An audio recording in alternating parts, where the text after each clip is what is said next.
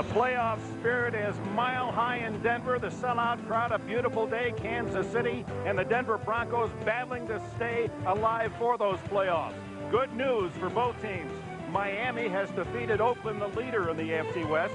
The Chargers and Buffalo late in the fourth quarter are tied at 13. Here are the standings updated. Oakland 9-5. San Diego in second place. The winner between Denver and Kansas City moves into contention. The loser falls into last place. The AFC West from day one has had nothing but pressure-packed tension, and we got more today. I mean, you look at some of those divisions, they have 3 teams with losing records. Not so here. And the loser of this game, for all intents and purposes, is out of it. So this is a playoff game in all reality. And you know what? For the Kansas City Chiefs, they're riding a high. They've won 2 in a row, and it's been on the shoulders of this guy right here, Priest Holmes. He led the NFL in rushing a year ago. Look at that gaudy number, 24 total touchdowns, chasing Marshall Faulk in the NFL record. And, of course, the Kansas City Chiefs are the highest-scoring team in the NFL. They'll need a lot of points to beat the Broncos. And Coach Mike Shanahan, losing 3 in a row, a bit out of character, dipped into the old coaching box and pulled an old trick this week. Yeah, let's rattle the lockers and see what happens. And that's exactly what Mike Shanahan did.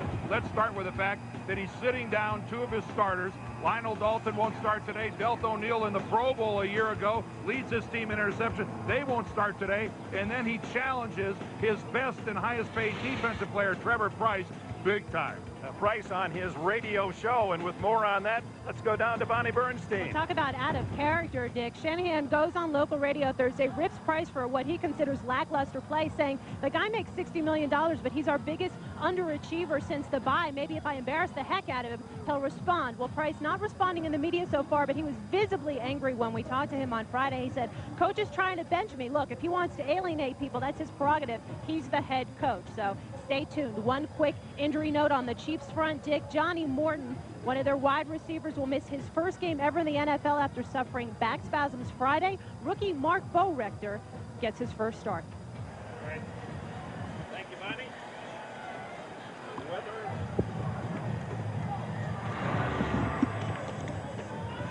Beautiful day here in Denver, 61 degrees. Who would ever imagine coming to Denver on the 15th of December and seeing this kind of weather? But it is absolutely perfect for football. The sun's shining brightly, and some of the players are actually hoping, Dick, that it was going to be a little bit cooler. Yeah, I think Kansas City especially were hoping for even some snow. They said a little tough to breathe in this dry, high air.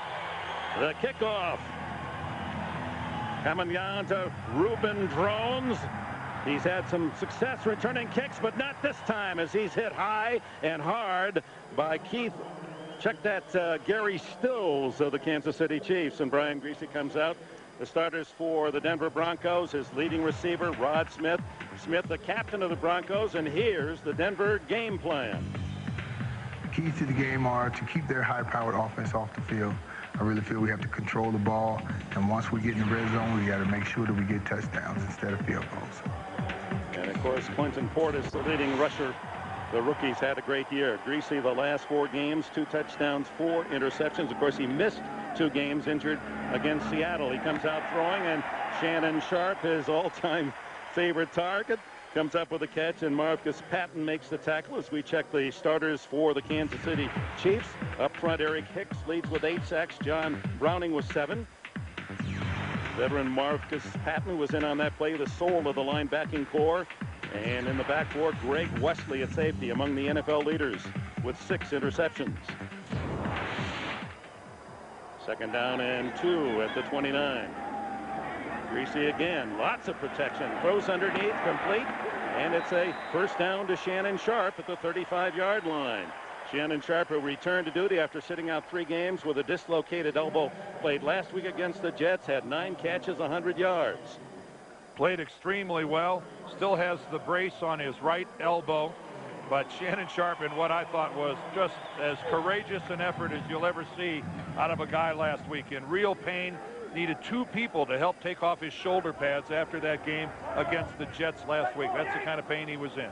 A couple of Super Bowl rings playing with the Broncos before going to Baltimore and winning another. And Portis on his first carry meets the rookie Scott Fujita from California, no gain.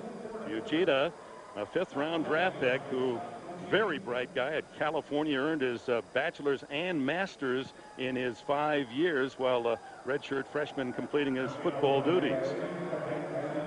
Dick Vermeil, 66 years young. His team, he talks about family, and it's one of those cases where it isn't a cliche. He really works his team that way and enjoys their company. The toss to Portis. He's across the 40, and he's ripped out of bounds about the 42-yard line, 3 yards shy of a first down. Yeah, we've got not only Priest Holmes, but Clinton Portis. Holmes, the rushing leader a year ago, touchdown leader this year. Portis is going to win the AFL, certainly Rookie of the Year offensively, and he's 8th in the NFL rushing coming in with now over 1,100 yards. 3rd down and 3. Priest Holmes waiting for his turn. That's Sharp in motion. Greasy looks underneath and fires, complete out to midfield, and it goes to Rod Smith. Smith, the leading receiver, with 76 catches this year. Notice how patient Denver is being on their initial drive, working everything short. That's nothing more than just about a 5-yard square in by Rod Smith, and against this very loose Chiefs zone, it's all there. This Denver offensive line, not many friends around the NFL, but they have a friend in number 14 that they protect pretty carefully. First down from the 49, and it's Portis through a big hole. He's on his way for a Denver touchdown. 51 yards as Portis kickstarts the Broncos.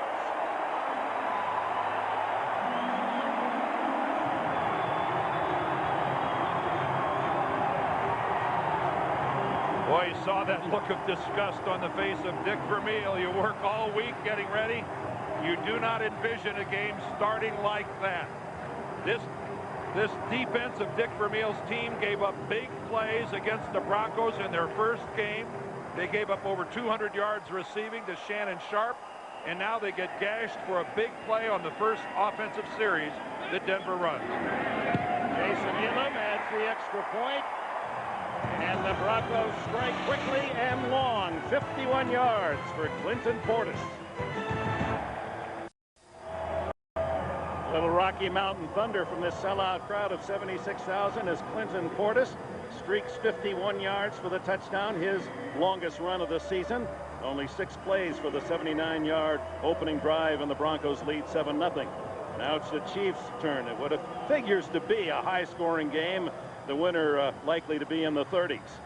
Dante Hall, all he did last week is return 2 kicks for touchdowns, a punt and a kickoff against the Rams. He takes it at the 3. Cuts back, and down he goes at the 25, and a flag with it. Tackle made by Ruben Drones. Bill Carollo is our referee today. And the hold on the return.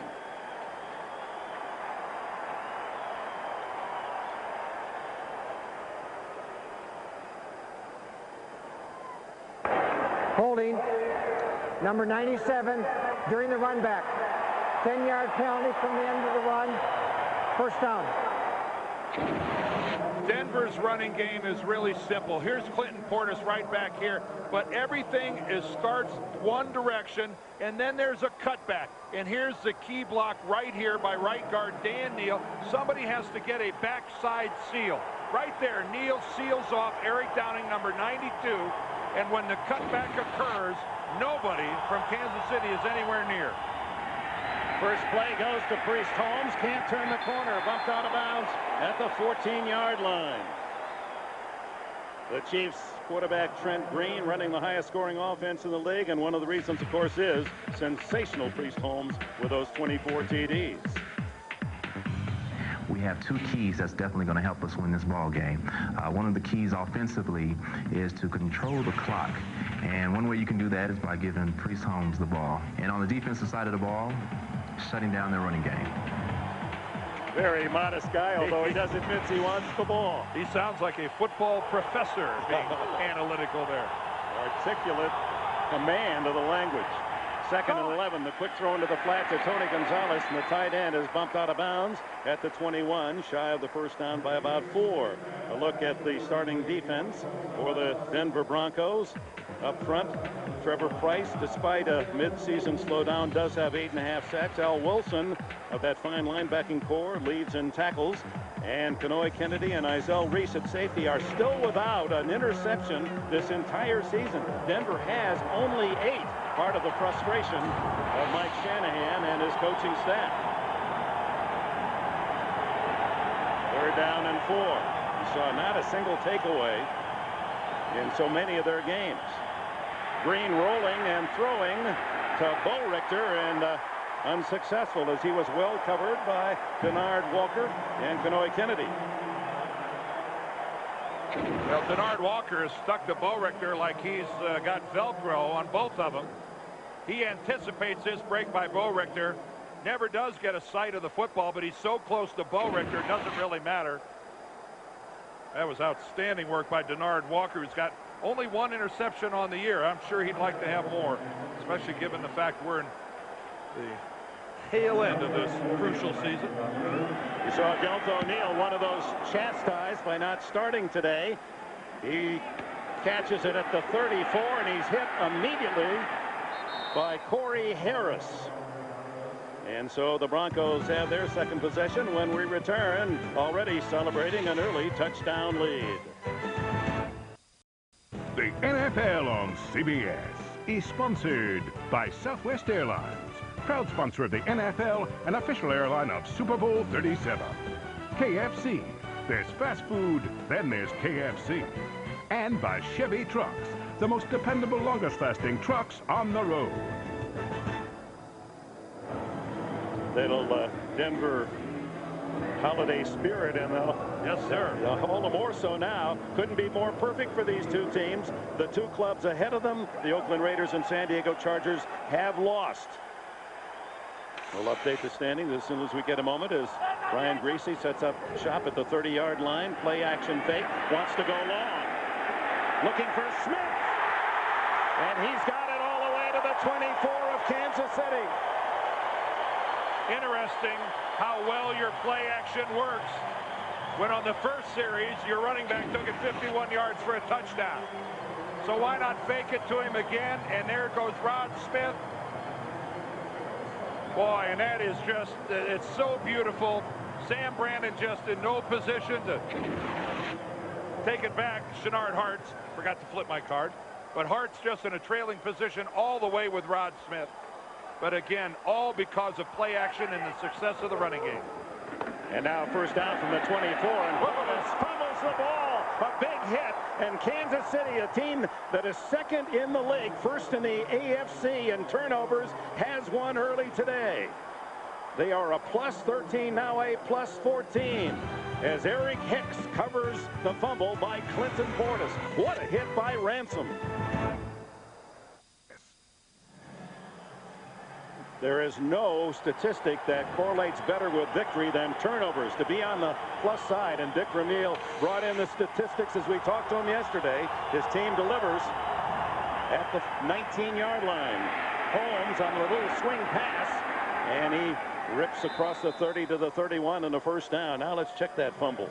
Yeah, it was all caused by Derek Ransom, defensive tackle number 95. Watch him slide laterally along the line of scrimmage and stick out his left hand right there and pops the football loose from Clinton Portis. And boy, Eric Hicks has a wide open field as the ball is just lying there waiting for him to grab it. What a job by Derek Ransom of putting his hand right on the arm of Portis and knocking it out. Empty backfield. That's Bo Richter in motion. Green throws it into the flat, complete. And big tight end, Pro Bowler Tony Gonzalez down the sidelines, and another Kansas City first down. Well, that was just tremendous pass protection by the guys up front for Kansas City. And then Denver amazingly loses track of Gonzalez. You'd think you'd park somebody with Tony and be in his hip pocket the whole time, but there's not a member of the Denver secondary within 5 yards of Gonzalez. And a good job by Trent Green of finding his big tight end. Yeah, he had to throw it over Ian Gold. 14-yard play. First down at the 45. Holmes on the run. He's corralled at the 49 after a pickup of nearly 4. Trevor Price leading the charge, number 93. Well, it has worked out absolutely perfectly for these teams. They went into today going, boy, do we need help. And they got it as both Oakland and San Diego end up losing. And Mike Shanahan told his team, if they both lose, if we win our last 3, we're in. It's that simple. It's a little more complicated for Dick Vermeil and the Chiefs. 2nd and 6. That's Dante Hall in motion. On a roll to buy some time. Then the look back. And Green keeps it. Slides down at the 45 in Denver territory. Just short of the first down. Ian Gold there to touch him down. Well, that truly is a situation where Trent Green couldn't find anybody to throw to, because it certainly wasn't because of the pass rush. Take a look at this. You're not going to find a blue shirt anywhere near Trent Green. He's doing an awful lot of running around for a guy that wasn't under any pressure whatsoever. Puts Green near the 200 mark in rushing. He's second to Priest Holmes on the season. 3rd and 1. Holmes. Who would have imagined that? First down at the 41, and after he broke the contact at the line of scrimmage, then you could feel these Denver fans gasp because only one blue jersey was left. Tyrone Poole gets a start today. Well, we'll see what happens with this drive, but how desperately did Kansas City need that Portis fumble and a turnover? They give up the big play to Portis, who runs in for a touchdown. They then get beaten on the play action, and it looks like, oops, all of a sudden down 14-0 at Mile High. That's bad news for everybody. But boy, that turnover came at the right time, and now we'll find out if Kansas City capitalizes. Fake to Holmes, a long pass by Green to Bo Richter, incomplete. The rookie from Little Hastings College in Nebraska, an NAIA school. Bo Richter has only 13 catches, but 6 of them are for touchdowns. Log on to NFL.com, fans. Get the latest insight from Boomer Esiason on the maturation of young quarterbacks. It's only at NFL.com or on America Online. Enter keyword NFL.com. We mentioned that Tyrone Poole was getting the start for Deltha O'Neal. He had the coverage that last time on Bo Richter, and it was outstanding. They split Gonzalez into the slot. Now they throw to Holmes, and Holmes, with some running room, finally bounced out of bounds at the 34-yard line. That's the second time we've seen that play. This is a backwards pass. If Priest Holmes wanted to throw this, he could. This is a lateral, and that's the second time that they've run that, and you got to wonder if maybe something coming up later might involve a pass, because it's a risky throw to throw it like that. That's a free football if Holmes would drop it. And how about that? 295 rushes, 68 receptions. This guy touches the football an awful lot. Over 2,000 yards of offense. 3rd and 2. He made 8 on that last play. Toss and a sweep with some blockers, and a good pursuit by the Broncos. It looked to be Al Wilson traversing to get a hit along with rookie Monsanto Pope, a defensive tackle. Well, everybody in the league knows the speed of this Denver defense, especially the linebacking core. But that was just beautifully read by Al Wilson. You know, all the time we talk about over pursuit, but did you see him sit down, anticipate that cutback of Holmes, and be sitting there waiting for him right in the hole? No gain on the play. It's 4th and 2, and they're in that awkward field goal range, especially in that Morton Anderson was a question mark as to whether he'd even play today, bothered by a bad knee, but kicking off too much lately. The NFL on CBS is sponsored by T-Mobile. Get more minutes, more features, more service. And by Cadillac. Bold vehicles defying convention. Back in the capital of Colorado, Bronco country, Morton Anderson, the ageless field goal kicker, now at 42. Earlier in the week, he could hardly walk because his right knee was so sore, because they scored so many touchdowns the last 2 weeks, 49 points each Sunday, that his knee was sore. Yeah, this would be a 50-yarder, and Vermeil decides that's too far. So they'll go for it, 4th and 2. Fake to Holmes, and look at Green. He's all by himself, and he dives across the 30, and that's enough for a first down. Had he made a slide there, the ball would have been spotted back around the 30-31. The dive was necessary. Well, let's see. You've got the #2 offense in the NFL, the highest scoring offense in the NFL, and the last ranked defense in the NFL. I think Dick Vermeil's decision is, why not have my best unit try to make the big play? And that's exactly what he did, going for it here on 4th down. The offensive team is the best part of the Chiefs, along with their special teams. Let them try to win the game. Green needed 2, got 3. Fake it to Hall, and Priest Holmes gathers a crowd. Everyone went for Holmes. No one went for the reverse. John Mobley, one of those mobile linebackers of the Broncos, and Ian Gold, who pair with Al Wilson, the top 3 tacklers, chasing down the play. It doesn't, it didn't really help a whole lot when Hall, right after the fake, looked back to see how Priest Holmes was doing. That's not exactly selling out your faith. You can see what kind of a matchup we got today. The team that runs, and the other team that won't allow it. On 2nd and 12. Shovel pass to Holmes, looking for some daylight. He squeezes out a few yards to the 25. It'll be 3rd and 6. Tyrone Poole all over the field here early. Al Wilson there as well on the tackle. Now, Priest Holmes had 113 yards against Denver the first time they played, so he is used to some success against his team. But I think right now, this big offensive line that's very healthy, very good, this Chiefs offensive football team, I don't think they're all that concerned about playing Denver. I think they believe they can run the football against anybody in this league. 12th play of the drive is Gonzalez. And there's a little confusion now between the 2 tight ends, Gonzalez and Dunn. Now they both line up on the right side. On 3rd down, Green. Incomplete. Bo Richter was open. He overshot him. Tyrone Poole covering. And now Anderson. No, Straczynski and Anderson will come out. Straczynski the holder. They gained enough yards now that Dick Vermeil feels that it's within Anderson's gimpy range. Boy, that was an easy conversion for a first down.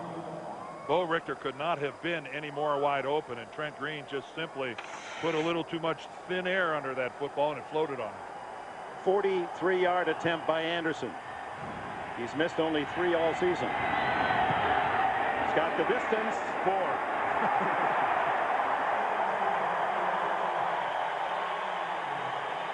So the frustrated mentor of the Chiefs sees that one sail wide, and the Broncos maintain a 7-0 lead. Welcome back to Denver with the 7 points. Denver has now outscored their opponents 60-20 in the first quarter, and that's been typical of a Mike Shanahan team through the years. He gets his team up early and in the end zone early. He's had great success in the first quarters. Denied the field goal. Kansas City trailing by 7. Denver takes over at the 33. Greasy from an empty backfield steps up and throws. Incomplete. Tried to hit McCaffrey out at the 45-yard line, and Derek Ransom hit Greasy as he threw. Keep in mind, Brian Greasy is still playing on a very sore left knee, and that just seemed, boy, you just see how close that came to being a completion, but the ball back behind Ed McCaffrey. Might have been tipped. Yeah, I couldn't tell if it was tipped or not. I agree, it might have been. It was just enough to alter it a little bit. 2nd and 10. It's Portis, and he's tripped up at the 39-yard line. It'll be 3rd down and 4. Of course, Sunday night means 60 minutes here on CBS.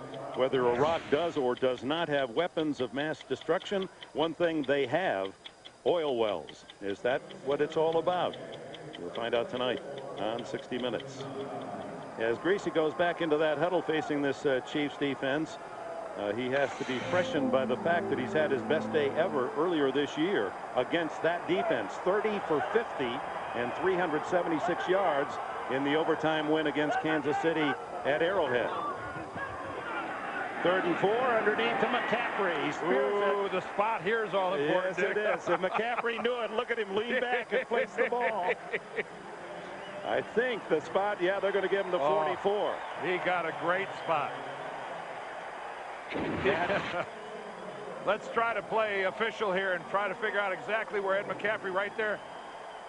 Oh, that looked about the 43, didn't it? Oh, I think he got a spot that was about a yard better than it actually was.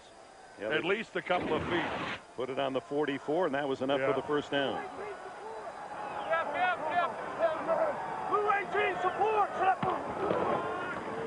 You heard the call of Greasy, and Portis kicked out of a tackle as Marcus Patton couldn't get him down on the line of scrimmage, and finally Maslowski after a gain of 9. Let's go to B square. Well, Dick, Eric Hicks for the Chiefs had that fumble recovery on the last drive. Part of the Chiefs' resurging defense, and if you look at some of the numbers, the plus 13 turnover differential, week through week 8, they allowed 30 points a game, 5 of the last 6, just 10.5. And Hicks said, bottom line, it's desperation. We started feeling like all that hard work in the preseason was starting to go to waste. We now have this renewed fervor and feel like for the first time in a while, we're not playing second-class citizen to the offense. Yeah, Ferber's word he used. Second down and a short 3. Greasy off play action. All day to throw. Almost intercepted as did William Barty, and a flag goes down. They're going to say that he hooked the receiver McCaffrey on his way for the ball. And to see the opponents called for a penalty for Denver fans is a real treat. Jets were only called for 1 last week, and it was 37-17 the last 3 weeks. Illegal contact, number 24, prior to the pass while the quarterback was in the pocket. 5-yard penalty, first down. Well, William Barty's the guy that missed 3 games with a bad ankle. He gets no pass rush, so he's trying to run with McCaffrey for a long period of time, and you know, it wasn't so much as he was holding McCaffrey as he was grabbing McCaffrey to pull himself around him and, you know, trying to give himself a little momentum. But when you're that far out on an island, everybody in the stadium can see it happen. But there was no pass rush at all for Kansas City. This is a Brian Greasy that is not all that mobile, especially moving to his left. You've got to try to put some pressure on this guy or you're not going to win the game. First down inside the 44 of Kansas City. Greasy again to throw. Going long again for Ashley Lilly. What a catch and what a throw. It's a cruel, harsh business. But you get a guy called for a penalty. You know he's got to be a little apprehensive in thinking about it. And you go right back after him. And look at William Barty. Look at the coverage. The coverage is actually very good. The problem with Barty is that he never turns around and sees the football. Only Ashley Lilly knows where the football is. Barty can't turn and make a play on it. And Greasy could not have thrown that ball any better. But it's tough business, Dick. Go right after it. 40 yards on the pass, and Portis pays it off with his second touchdown.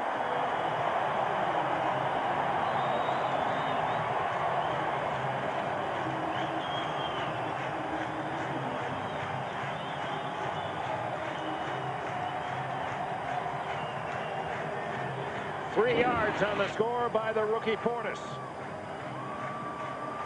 Well, Clinton Portis is rookie in name only. By this stage of his quote-unquote rookie year, it would already be the 2nd season of his collegiate career game-wise, and he bears no resemblance to a rookie. Elam adds the extra point. So Clinton Portis from the University of Miami, 2 touchdown runs, and the Broncos are up 14-0.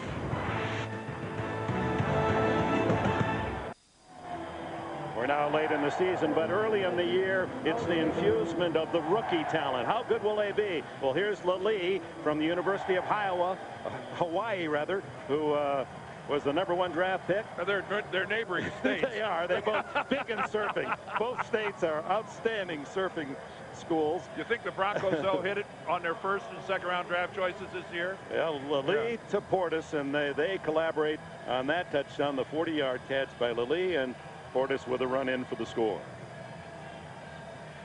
2 6-play drives by Greasy and the Broncos, one for 79 in the score and one for 67 yards in the score.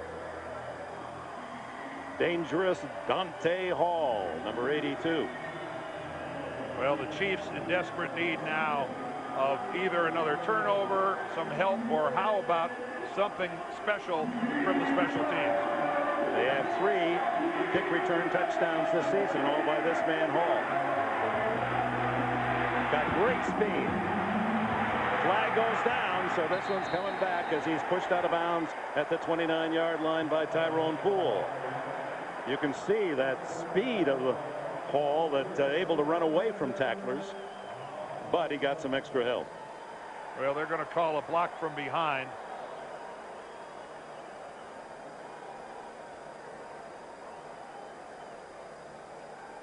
And are going to huddle first. There's a flag also at the 50-yard line, which is certainly an unusual spot. Well, the one flag thrown by the linesman was for a block from behind on the contain, and that's what enabled Hall to get around the corner. Now that one, I don't have any idea what that's for. That was way after the conclusion of the play. A long huddle. One of the officials, losing interest, walks away, but now the call. Personal foul. That was the late call. Yeah. I'm not sure he left because he was losing interest. Well, maybe, how long his role in that little group gathering was over. Well, he didn't throw a flag. He said, now I got to get my turn on one of these. Only kidding. These officials. Through the year, we really have seen some terrific officials. Personal foul, unnecessary roughness, number 96, on the return team after the play was over. That penalty is declined.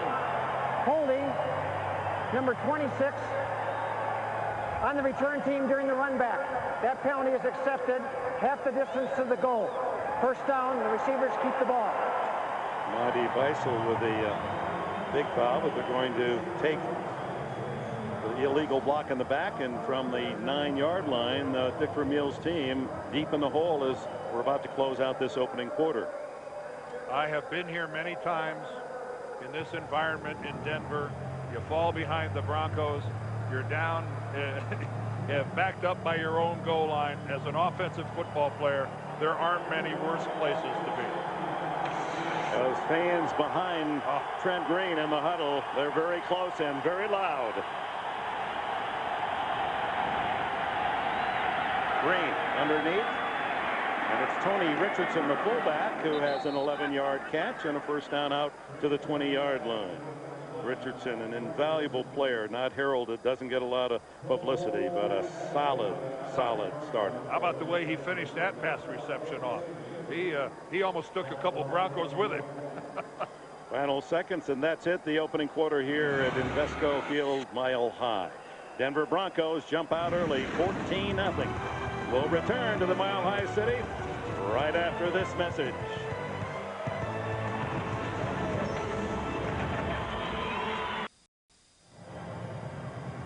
With Dan Dierdorf and Bonnie Bernstein, Lance Barrow, our producer, Mike Arnold, our director. This is Dick Enberg, and a look at the AFC playoff picture with Miami and Oakland both losing. Indianapolis a winner today, so they're the 3 best records. Pittsburgh, one of the 4 now, and then Tennessee, New England playing tomorrow night to join the elite, but so much to be done in the final 3 weeks as Green fires to the sideline to Eddie Kennison. Flag goes down as Kennison is tackled at the 39. Denard Walker on the coverage, and the flag was thrown at that spot, and the early signal is they're going to get Eddie Kennison for pushing off. He was open. Minnesota upsets New Orleans 32-31. We're going to see them next Saturday against Miami. I think Kennison took his right hand and just shoved Walker away. Pass interference, 87. Offense, a push-off. It's a 10-yard penalty. Replay first down. Let's take a look at it, and we'll do a little officiating. Ooh, his right. You know what? That's a case where the look of it was much worse than what it actually was. You could see Kennison extend his right arm and hit Walker, but he really didn't seem to do much of anything with the blow. Well, Walker's own momentum was taking him off the play. I agree. Here's Priest Holmes. Nothing there, but how does he get out of that tackle just to move to the 14-yard line? I think Eddie Kennison can go back and say, I know I looked guilty, but I'm not sure that I was. Kennison, who was with the Broncos last year, remember, and at midseason, the night before the game, quit the team. Was out of football. Said he just had to go home and handle some problems. Of course, played for Dick Vermeil with the Rams, and Vermeil signed him and has been a solid contributor from late last year with the Chiefs. It's some comeback when a guy's able to do that, because at the time and the way he walked out on the Broncos, I figured Eddie Kennison had seen his last play in the NFL. Yeah, that was the consensus. Underneath the Richardson, and all over it is John Mobley, with Denard Walker coming up to assist, and this swarming Bronco defense really stymieing Trent Green and the Kansas City high-scoring offense. Speaking of the playoff race, you can follow it through the end of the season with our exclusive projected seeds and brackets on all the playoff scenarios. All you have to do is click on playoff race at CBSSports.com, or on America Online, enter keyword CBS Sports Line. Third down and about 15. Johnny Morton not playing. I'm sure they'd like to have him in a situation like this, 3rd and long. Only a 3-man rush and a great throw, and Kennison with a difficult catch as he is hit hard by Kennedy and Reese, the 2 safeties, and it's enough for a first down, about 21 yards on 3rd and 15. Well, that is not the type of catch that has been the hallmark of Eddie Kennison's career. He's been more of a glamour guy and a speedster. The tough catch, taking the big hit, not necessarily his calling card. But, well, let me tell you, put that to rest at least for a while, because Kenoy Kennedy whacked him and whacked him hard. Out to the 39, so 23 yards on that catch. Fake to Holmes, fake to Hall, screen it to Holmes. 45, 50, 45, and a first down in Denver territory. Denard Walker trips him up. What a perfectly executed screen. Off of 2 separate fakes. There goes fake number 1. There goes fake number 2. And then here come the blocks by the offensive line. Brian Waters is out in front. Casey Wigman, the center, turned back and really made the play happen with his block going back against the pursuit. And then this guy knows what to do in the open field. 51 yards for Holmes here in the first half, rushing and receiving. Now it's only Tony Richardson in the backfield behind Green, 3 wide receivers. And now they send the wide receiver in motion again and hand off to Richardson, who stays on his feet, picks up a block, fumbles the ball, and Kennison recovers. Or is it Marvin Minnis, as Mobley had his hands in there? Minnis, who was activated because Johnny Morton was not able to play today, and he was in the right place at the right time. Kansas City cannot afford to have any mistakes, and Tony Richardson is still down on the ground because he got hit, and hit very hard when that ball came loose. Talk about 1st, 2nd, and 3rd efforts, though. Look at Tony Richardson. Look at 3 Broncos. 3 Broncos knock him backwards. He makes Walker miss, and then from behind, the ball gets knocked loose by John Mobley. Mobley was in that pack of 3 that made contact the first round. Yeah, but Mobley came in with the hit from behind that Richardson didn't see him. And thank heavens for the Chiefs, Minnis was there. Richardson still down. They don't have another fullback. Omar Easy did not dress today. We'll take a break. A special holiday treat, the NFL on Saturday. Ricky Williams drives Miami into Minnesota as the Dolphins fight for first in the AFC East next Saturday on CBS. We're back in Denver, and they're assisting Tony Richardson to his feet now, but still you can see in a position where he's in some pain yet. He's up, but that's basically all you can say for Tony Richardson. I think they're going to back that cart close to him, Dick, because I don't think he can even walk. He gets hit right in the lower back on the right side. Kind of exposed. He's exposed in the rib section. John Mobley comes in and hits him pretty hard, but obviously any kind of movement for Tony Richardson right now is painful. And what a loss this is for Kansas City's offense. There's John Mobley, the guy that made the hit, over there checking on Tony Richardson's welfare. If you know John Mobley, he's been a pro in this game for 7 years, and he's one class act.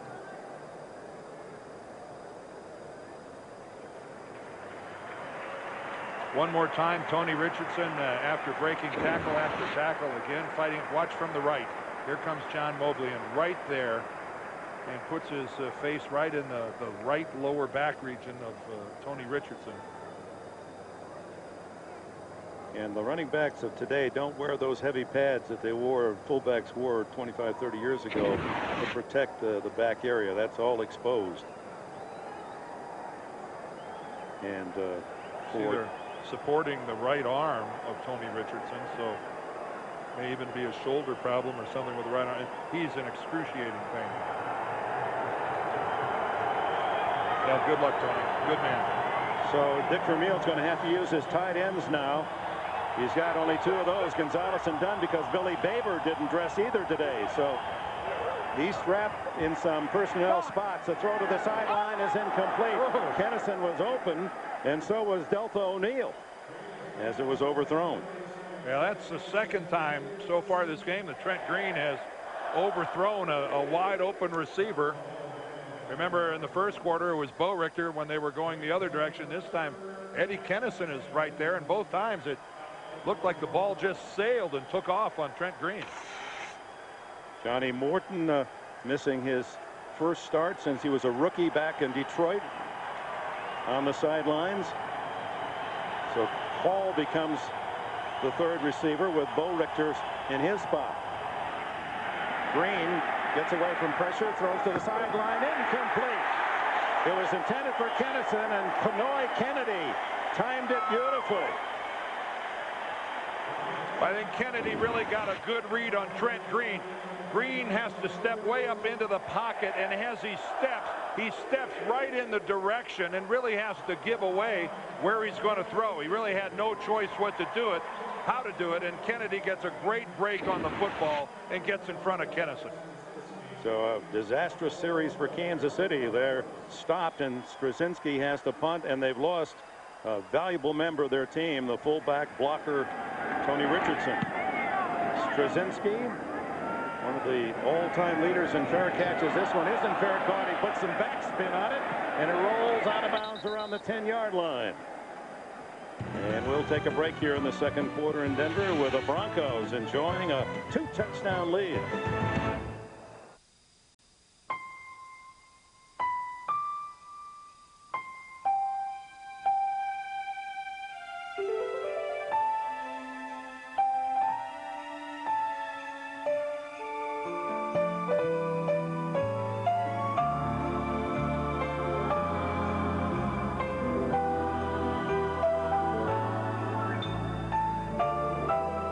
Happy holidays from your friends at Miller. The NFL on CBS is sponsored by Ford. The best-selling trucks are built Ford tough. Zenith, the ultimate authority in high-definition TV. Digitize the experience. And by Miller Lite. Life is best told at a place called Miller Time. From Vail to Aspen to Steamboat, some good snow, great skiing. But look what we have in Denver, 68 degrees and sunshine. Of course, this city, Chamber of Commerce, will remind you, over 300 days of sunshine, the most in the U.S., more than both San Diego and Miami. Go figure. I can't. From the 11, 14-0 Denver. Flanker screen to Rod Smith. Gets a good block, but it's a flag down as Smith streaks out to the 24, and the block may have been the cause for penalty by Dwayne Carswell on Scott Fujita. And an injured Bronco gets up, really wobbly kneed.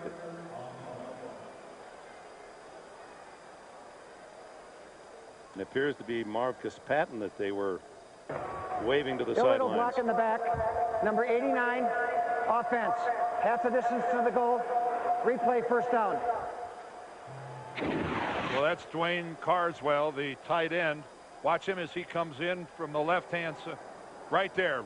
He hit Scott Fujita clearly right in the middle of the back.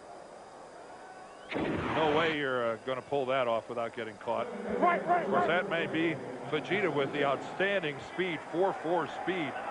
You know, when a guy has that kind of quickness, he surprises you. You're out of position. You end up making a bad block. Only the Portis fumble at the 19 of Kansas City, denying 3 touchdowns in 3 possessions as Portis out to the 16-yard line. Lou Bush in for Marcus Patton, who went off after appeared to be a little woozy. And boy, did you see those 2 games yesterday? Basketball, 2 great games here on CBS, and more ahead next Saturday. Some powerful matchups. The Hoosiers off to an unbeaten start against Kentucky, and the Bruins will go to Jayhawk country to meet the University of Kansas.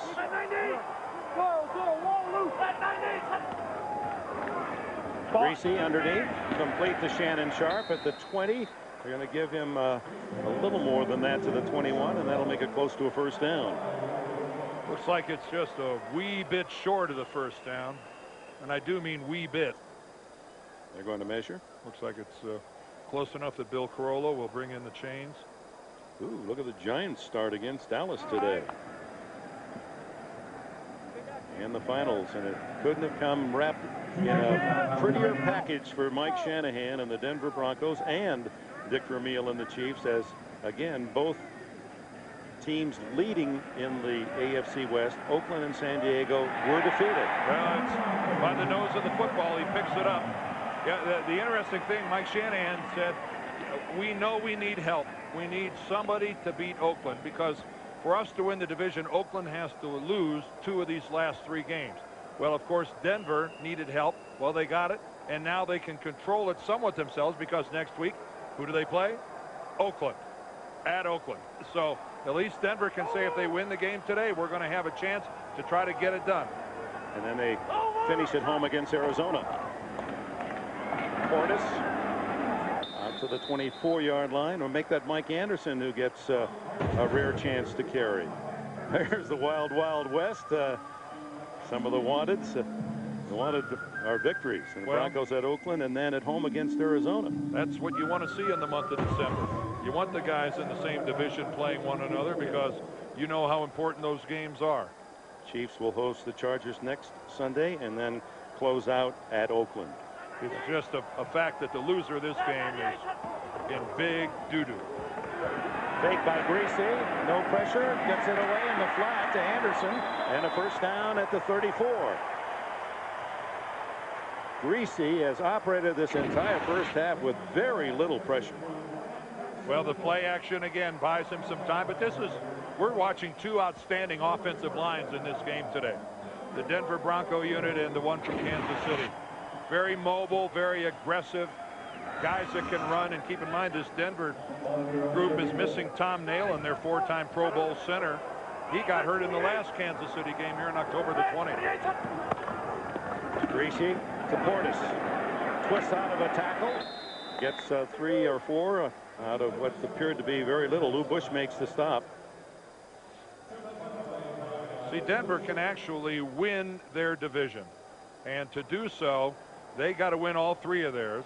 Oakland and San Diego have to lose 2 of the last 3. Well, Oakland's already lost 1 of the last 3, and of course San Diego as well. But Denver, next, by playing Oakland, gets a chance to tag Oakland with that second loss. And of course, it puts Denver, this is some league.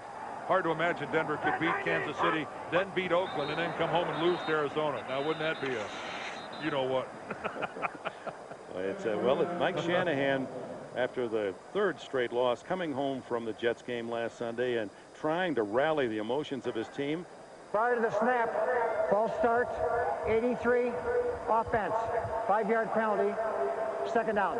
And he, like a fan, went to the schedule and figured out just what could happen. And he really brought up the spirits of his team. Said, if we win 3, our last 3, we're in. If we get a little help today, and they got it. And they got it. You're right. Now, Kansas City can't say that. Kansas City can win their last 3 and still not make it. The cards could fall the wrong way. But as far as the Broncos are concerned, because of that Raider loss this morning, if they win out, they'll win their division. Greasy was 8 for 9 passing in this first half. Throws into the flat. And another missed tackle. As Clinton Portis weaves his way to the 39-yard line, shy of the first down. And a reminder that this crew will spend Saturday in Minneapolis as we'll see the Minnesota Vikings against the Miami Dolphins, and suddenly a very important game for Miami. Minnesota's had a down year, but it's one of the highest operating offenses in the entire league. Could be an outstanding game next Saturday. It'll start at 12:30 Eastern, 12:30 for the guys in New York on NFL Today. 3rd and 5. Greasy hit as he throws, gets it to Shannon Sharp, and a first down at the 49.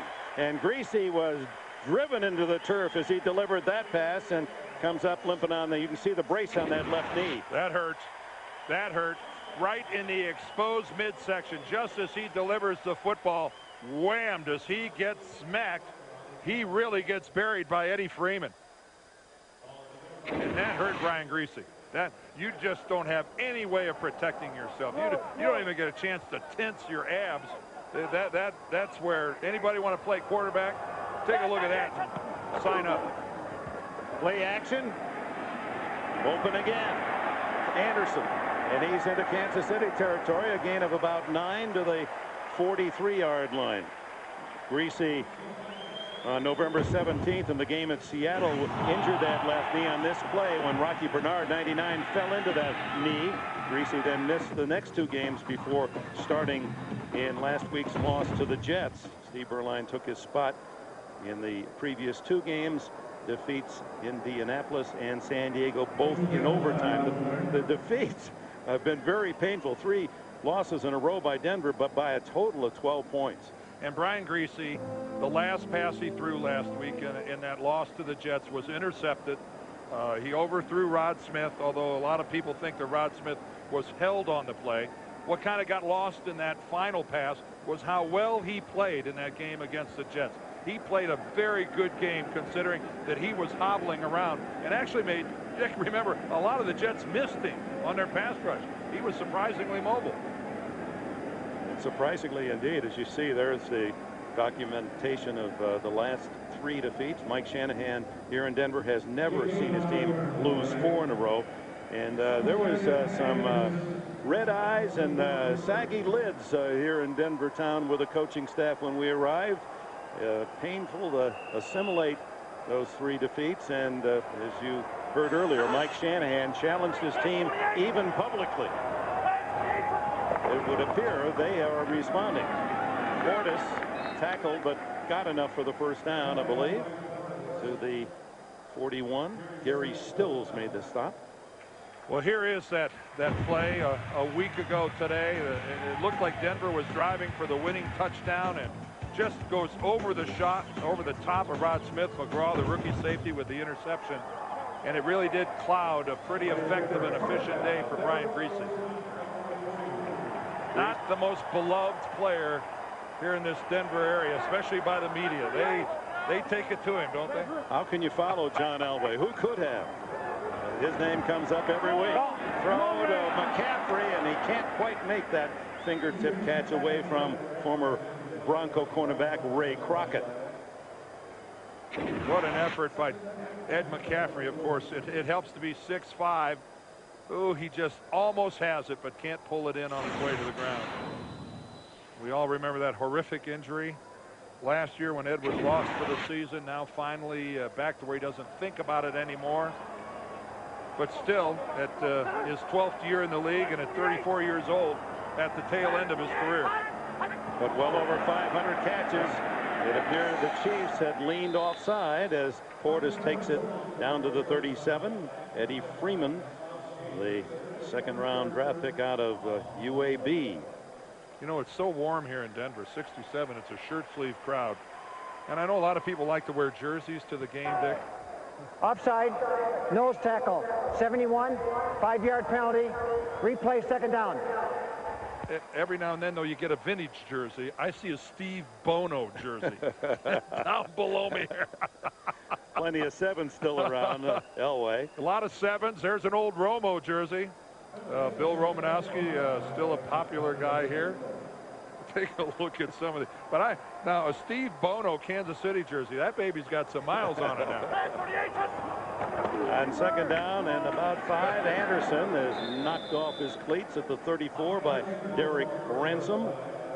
Ransom lost his starting spot to Eddie Freeman, and back as a starter today, and he's made some big plays out of the University of Cincinnati. Likes to play chess and guitar, not necessarily at the same time. Third down and 3. You never know. Some guy, you know, if you're really good. That's a nice tag. Not necessarily at the same time. Greasy into the flat. Portis, how many times has he skipped away from the initial hit? They've had him at the line of scrimmage. Greg Wesley finally makes the stop. Well, it's called skill. It's called talent. It's called young legs and an innate sense of how to play. But Clinton Portis has, what a surprise, and that's just a whiff. Greg Wesley just says no shot. I'm not sure he even touched him. It's a quick dart back to the inside by Clinton Portis. A guy that, you know, really almost 6 feet tall, and for all the speed that he has, and we've talked about this in prior telecasts, it's his toughness that initially really endeared him to this Denver coaching staff. You know, they list him at 200+ pounds. He said, no, I'm 180. He's not a big guy at all, but such speed, and as you say, how do you measure toughness when you're out on a scouting party? Just short, 4th and that much. Portis leads all NFL rookies in rushing and has been on a tear the last 4 weeks against Seattle. Then a career-high 136 yards. He followed that game 2 against the Colts, had a couple of touchdowns. San Diego, he scored 2 more touchdowns and set a new career high with 159 yards and had over 100 last week against the Jets. And thus far today, 94 yards, including a 51-yard touchdown. Well, he's going to need 95 because it looks like the Broncos are going to go for it here on 4th and very short. Now, last week against the Jets at 4th and short, they tried a quarterback sneak with Brian Greasy and didn't get it. With a quarterback with a bad leg. Not this time. He gets it. Not this time, I see. Marcus Patton back into the game, made the tackle, but a big hole opened on that left side by Ephraim Salam and Steve Herndon. How's this for a little power football? And what an outstanding lead block by Reuben Drones. Whoa. Greg Robinson, the defensive coordinator, he's trying to argue that some kind of an infraction occurred with Denver.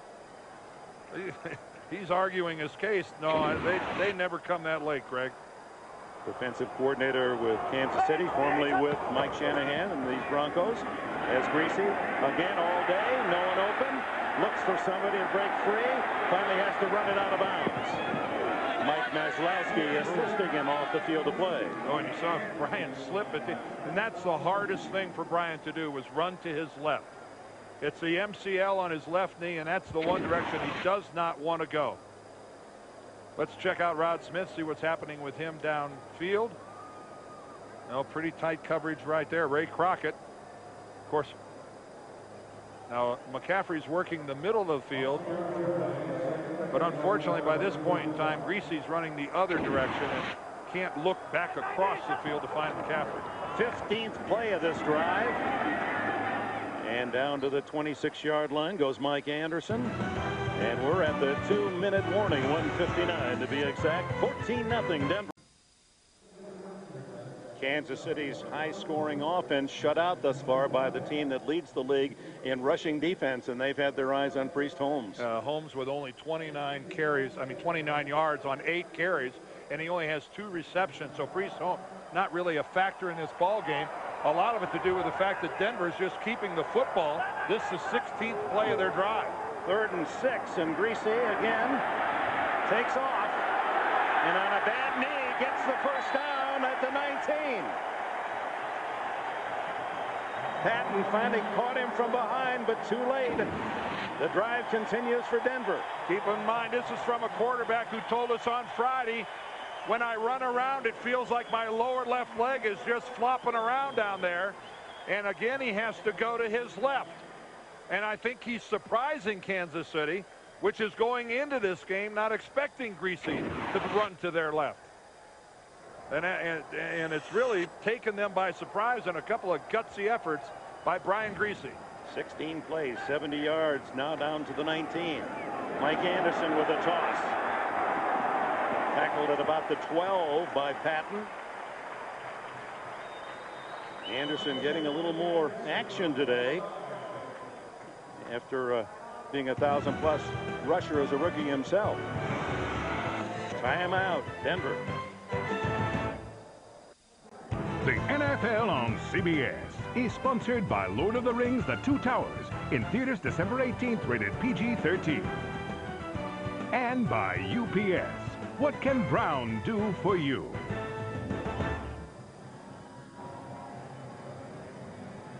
Plenty of style here in this sellout crowd today.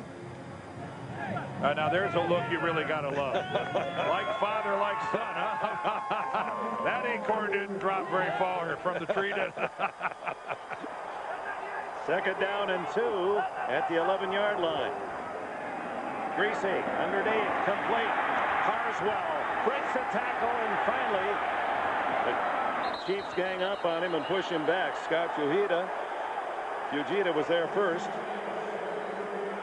And a timeout called with 45 seconds left in the half, and Denver threatening to make this a 21-0 lead at the half. What a drive. 18 plays. They've used nearly 10 minutes. For a moment there, it looked like Carswell was going to get loose enough to spin around and find his way into the end zone. Last timeout used by, no, one timeout left for Shanahan. We're back in Denver with a reminder to stay tuned at the intermission for the Nextel halftime report. Jim Nance, Dan Marino, Deion Sanders, Boomer Esiason. So typically late in the year, teams that are out of the playoff picture today rise up, and there were some upsets again today. They'll have all the news on that in the top plays. How about the Jets fighting so hard to get back into it all, and then they get beat by the Bears today? Atlanta, New Orleans both lost. Meanwhile, the Broncos have had 4 possessions, 2 touchdowns. They fumbled driving for another at the Kansas City 19, and now they're on the doorstep just inside the 2, 1st and goal. Portis stopped, just shy, fumbled the ball. And Kansas City has recovered. Oh, how big is that? Going for a 21-0 lead. It appeared to be Patton and Bush, the 2 linebackers. Crunch Portis, who fumbles for the 2nd time in this half. Oh boy, how about this? It is an outstanding stick right at the goal line. Maslowski and Marcus Patton. Now this is a big-time collision right there. Look at Marcus Patton. Look at him drive his helmet and his shoulder pads into Clinton Portis. Greg Wesley, the safety, falls on the loose ball at the 2-yard line. That's Marcus Patton. He puts his helmet right on the football. What a devastating fumble for Portis, and how big for the Chiefs. Emotional lift at the end of the half here. 43 seconds remaining, and Green gives it to Holmes. Holmes breaking into the clear for a moment, and still on his feet. Finally, they wrestle him down shy of the 10-yard line. Sam Brandon coming up to make the hit. As always, halftime means the Nextel halftime report. All the scores and highlights from our quintessential quartet in New York. There aren't many positives about trailing 14-0 when you go into halftime, but it could be worse. Kansas City could be down 28-0. Now, they could have had 3 points of their own on an Anderson field goal, but Denver could have easily scored 4 touchdowns in this first half. So Dick Vermeil's going to have to look at any silver lining he can find at halftime. 2 touchdowns, you see, for Portis, and 2 fumbles that have kept Kansas City and Dick Vermeil's team in the game, and he has something to work with as a motivator at halftime. He'll squeeze every drop he can out of that. Greg Robinson really talking to Marcus Patton. That was a textbook tackle at the goal line by a middle linebacker, putting his helmet right on the football. 2nd down and 3. Holmes through a hole, and a 1st down at the 18-yard line against a loose Denver defense, giving him some yards on the ground. And Kansas City spends its final timeout. 21 seconds left at the half, and Wednesday it's the finale of the Amazing Race. The teams race back to America, the finish line, and the $1 million prize. Don't miss the 2-hour season finale of the Amazing Race, Wednesday, 9, 8 Central on CBS, America's most watched network. Why did Kansas City take a timeout? What? Because they had one. Well, I know, but they're, last time I checked, they're at their own 18-yard line. Going to try to get a defensive penalty, I guess, but they still had time to go up if they wanted to air it out.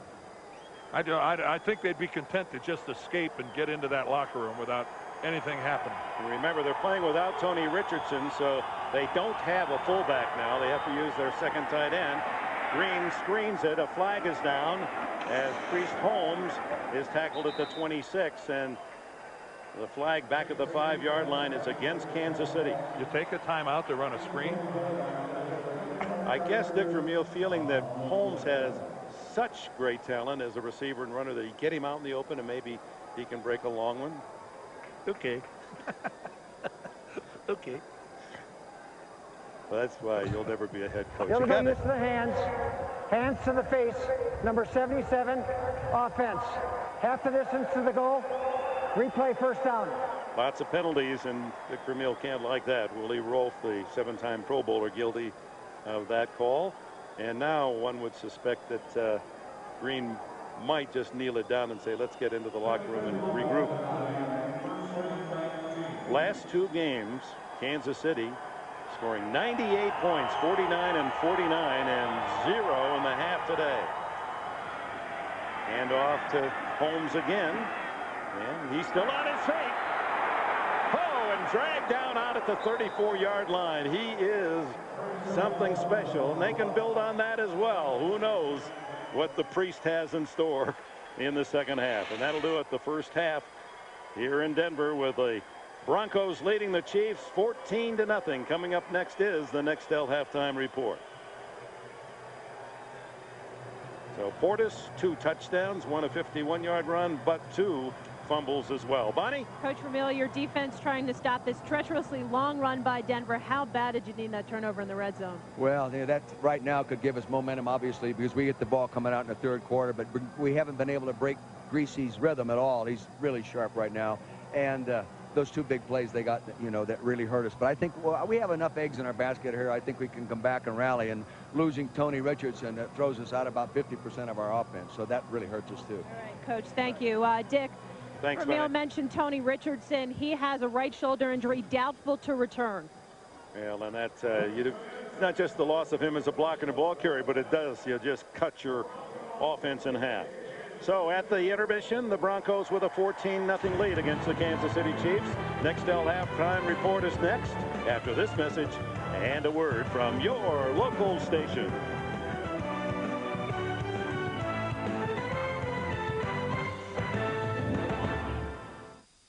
Monday, the King of Queens is haunted by Christmas past. Reminds me of a time when I didn't have to pay bills or going after that big promotion. We've never done either of those. Then take time off from stressful holiday shopping with an all-new Yes Dear. And will Ray join his dad's lodge? Pretend that I'm not here, because that's what I'm doing. Then guess who's broke for the holidays? Ding. How much do you think we could get for your computer? And all new Still Standing on TV's Best Night of Comedy, CBS Monday.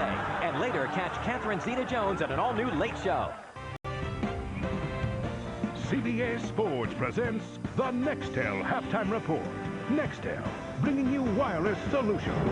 A wild day in the National Football League. Tampa Bay is in the playoffs. They clinch a berth. Philadelphia wins the NFC East. Jim Nantz, the next halftime report with Dan, Dion, and Boomer. The AFC is just wide open, though. No team has clinched. We're going to take a closer inspection of that in just a moment. But the Broncos behind Portis with that 14-0 halftime lead, Dan. And when you go into Denver, if Shanahan has a back that runs for 100 yards, they're 26-0, and that's what they have to do is start running the ball. And Clinton Portis has been dominating in the first half. That's why they're up 14-0. Of course he did. Guys are crazy. Who's crazy? Crazy. Boomer, man. You're over there tickling me. How about this? 49ers and Packers, and some thought that Garcia would light it up today with that Packers secondary so depleted by injury, but only field goals in the first half of that game. Meanwhile, the Giants with the most points in a first half for the Giants since that Minnesota matchup where they shut them out in the NFC Championship game a few seasons back.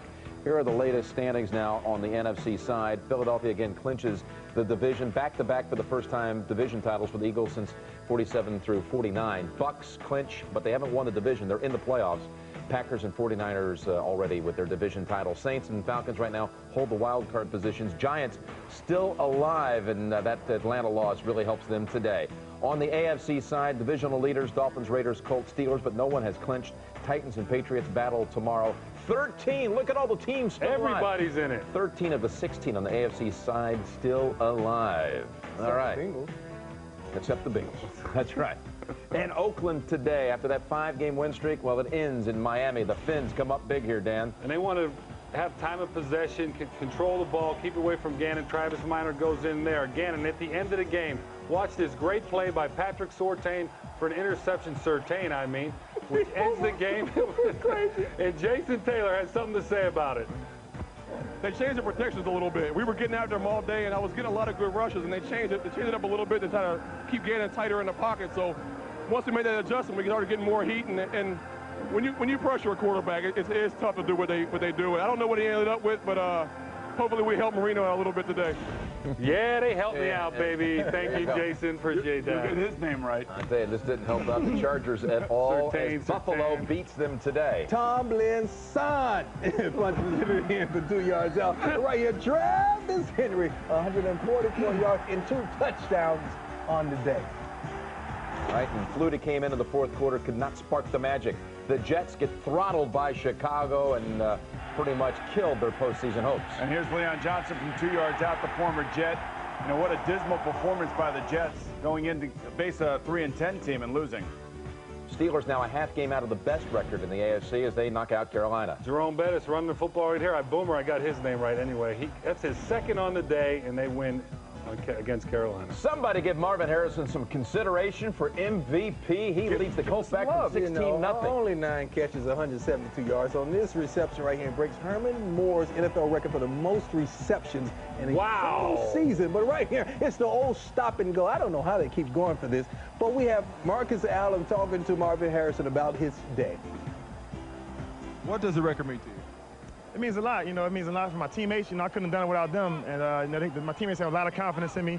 So when the time for the big plays is needed, they always come to me. So, you know, I'm fortunate to be in that position. Ravens are back to 500. Don't count them out for the divisional title there, Dan. And they still have a shot at the playoffs. Right here, Jonathan Wells goes in for Houston, 1-yard run. That's early in the game. Then Jeff Flake under pressure, blitz in his face. He throws it up. Travis Taylor catching at the high point, touchdown. Baltimore wins. Keeps their playoff race going. And the hapless Bengals 1-13, all but secured first pick in the draft in the Carson Palmer sweepstakes. Nobody loves playing the Bengals more than Mark Brunell. He has more touchdowns against them than anybody else. He throws it right there to Jimmy Smith. Carson Palmer has left the country. And the Eagles' last regular season home game at the Vet, and they win the NFC East right here. And here's A.J. Feely, not looking like the third-string quarterback. He finds Antonio Freeman at the back of the end zone. How about the Eagles and Andy Reid and the job he's doing? And the Bucs are in, Dion, with this victory. Yeah, but little Joey Harrington makes his way up the tunnel right here. You know why? Because he had an irregular heartbeat and was brought to the hospital where he regained a normal heartbeat. So he could come back and watch this. It would all come down to Martin Gramatica, who nails it from 38 yards out. Minnesota, meanwhile, ends a 17-game skid on the road, shocking the Saints' final seconds. Yeah, here's Aaron Brooks rolling to his right, finds Deuce McAllister. He takes it in for a 15-yard touchdown. Right after this, at the end of the game, Dante Culpepper hits Randy Moss with a 13-yard touchdown. It puts them down by 1. They like to go for 2. Snap. It's a bad snap. Dante picks it up, dives ahead. Yes! He got it! Au revoir, New Orleans Saints. Ball game, baby. That's right, baby. They win it on a botched snap with the 2-point try. No one saw this one coming. Vic and the Falcons fall to Seattle in overtime. Oh, Michael Vick throwing a bullet to Trevor Gaylor for the 12-yard touchdown, but right here in overtime, Sean Alexander, baby, takes it in for 27 yards for the touchdown. PTP'er, baby. All right, second half. We're going to send you back out there. We'll see that Kansas City offense can get it revved up. Blanked in the first half. Denver leading. We're going to send you back out there. Thanks for being with us on the Nextel Halftime Report. CBS Sports presents the Nextel Halftime Report. Nextel, bringing you wireless solutions.